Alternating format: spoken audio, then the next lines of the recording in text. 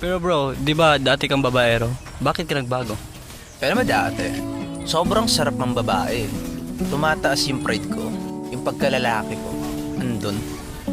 Dati di ko kasi alam yung pakiramdam na lokohin. Magbe-break tayo tapos magmo-move on. Tapos maghahanap naman ako ng ibang babae. Pero nung napunta ako dun sa isang sitwasyon na ako naman yung niloko, dun ko naintindihan.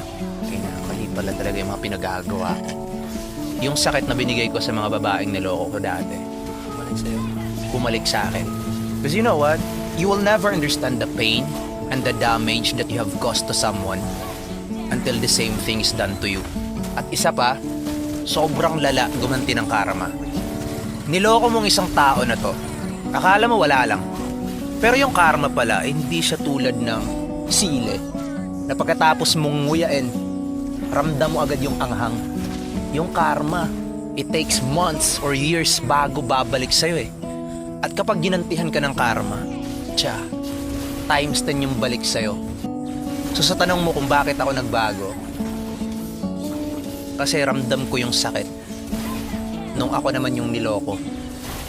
Dapat mo nang malaman na wala lang ang sinasabi na nakaka